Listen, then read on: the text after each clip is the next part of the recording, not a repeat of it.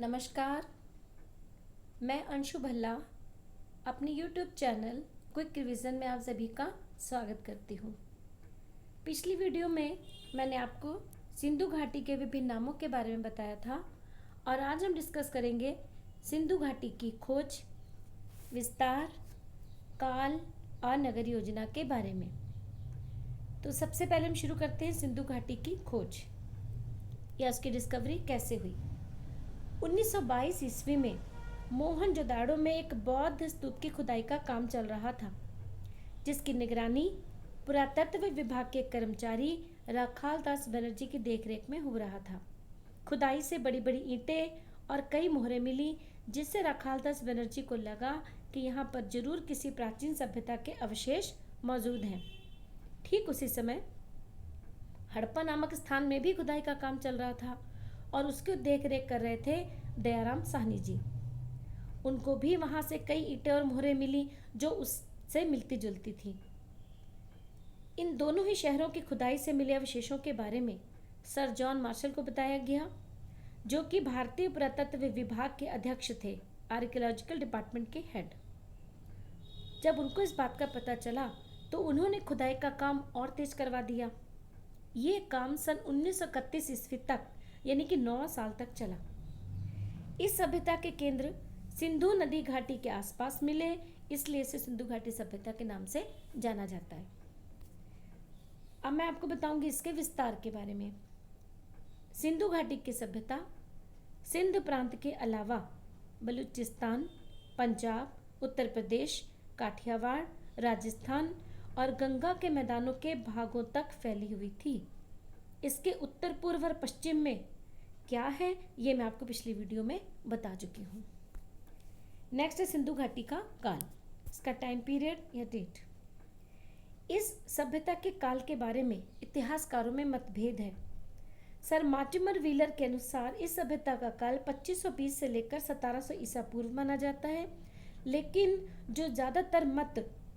अगर हम ज़्यादातर मतों को माने तो उनके अकॉर्डिंग इस सभ्यता का काल 2800 से 1500 ईसा पूर्व माना जाता है। और अब सिंधु घाटी की जो प्रमुख चीज़ है मेन, उसकी टाउन प्लानिंग यानी कि नगर योजना। सिंधु घाटी के लोग नगर योजना में बहुत कुशल थे, एक्सपर्ट जिसको हम कह सकते हैं। वे लोग मेसोपोटामिया के लोगों से भी कहीं आगे थे। आज कल की नालियों की व्यवस्था से भी कहीं अधिक अच्छी व्यवस्था उस समय थी।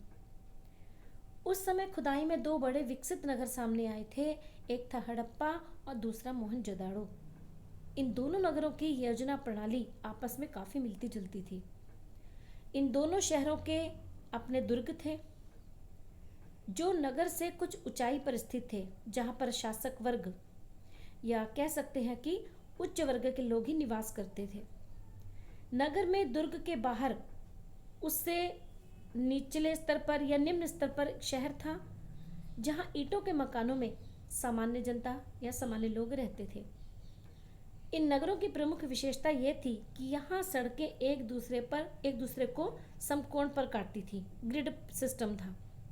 ये गलियों की ही तरह उत्तर से दक्षिण और पूर्व से पश्चिम जाती थी। सड़कों पर रोशनी का प्रबंध था।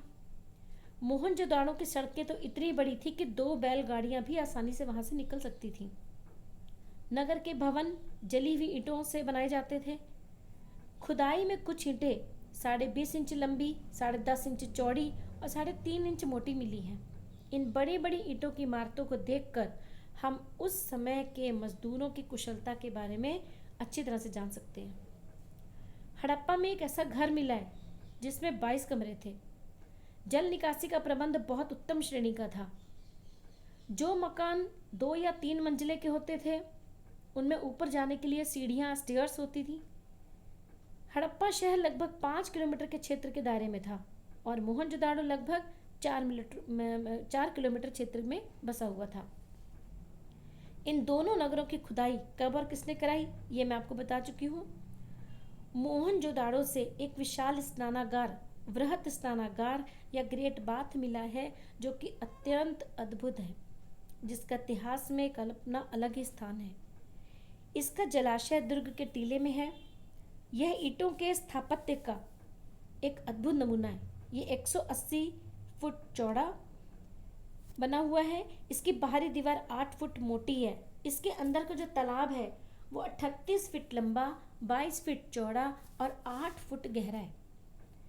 तालाब में चढ़ने और उतरने के लिए स्टेयर्स बनी हुई हैं। इसको बनाने के लिए पक्की ईंटों का प्रयोग किया गया। इस वृहत स्नानागार के 6 एंट्री गेट थे, यानी कि 6 द्वार थे, प्रवेश द्वार। इसके पास कपड़े बदलने के लिए भी कमरा बना हुआ था। कमरे के पास एक बड़ा कुआं था जिसका पानी हौज में डाला जाता था। और एक और चीज़ देखिए कि पास में एक हमाम भी था जहाँ गर्म पानी की भी व्यवस्था थी। इससे ज़्यादा अच्छी नगर योजना और कहाँ देखने को मिल सकती है। स्नानागार के उत्तर पूर्व में एक भवन मिला है जो 230 फुट लंबा और 78 फुट चौड़ा है। शायद वो, इतिहासकारों के अनुसार शायद वो शिक्षा गृह रहा होगा। प्रत्येक गली और सड़क में 1 फुट से 2 फुट तक गहरी और 9 इंच से 1 फुट चौड़ी नालियां बनी हुई थी। नालियों को बनाने के लिए ईंटों, चूने और खड़िया का प्रयोग किया गया। मोहनजोदाड़ो में एक अन्नागार भी मिला है जो यहाँ की सबसे बड़ी इमारत मानी जाती है। हड़प्पा के अनाज रखने के गोदाम के दक्षिण में खुला फर्श मिला है जिसकी दरारों में गेहूं और जौ के दाने मिले हैं। एक बात और ध्यान में रखिएगा कि भवन लोथल रंगपुर कालीबंगा में भवन निर्माण के लिए कच्ची ईंटों का प्रयोग किया गया। कालीबंगा में नालियों, कुओं और दहलीज बनाने के लिए पक्की ईंटों का प्रयोग किया गया। हड़प्पा और मोहनजोदाड़ो में पक्की ईंटों का प्रयोग किया गया जो गीली मिट्टी की बनी थी। मोहनजोदाड़ो में जो अच्छे संपन्न घरों के लोग थे उन्होंने शौचालय भी बनवाए हुए थे। सिंधु घाटी में जितने भी नगर मिले हैं उनमें चंदूदड़ो ही एकमात्र ऐसा नगर था जिसमें दुर्ग नहीं मिला है। इतिहासकारों के अनुसार मोहनजोदाड़ो सिंधु घाटी सभ्यता में पहली संस्कृति है जो कि कुएं खोदकर भूजल तक पहुंची। अब मुझे उम्मीद है कि आपको सिंधु घाटी की नगर योजना के बारे में अच्छी तरह से पता चल गया होगा। Thank you for watching my video. Please like, share and subscribe my channel. Thank you.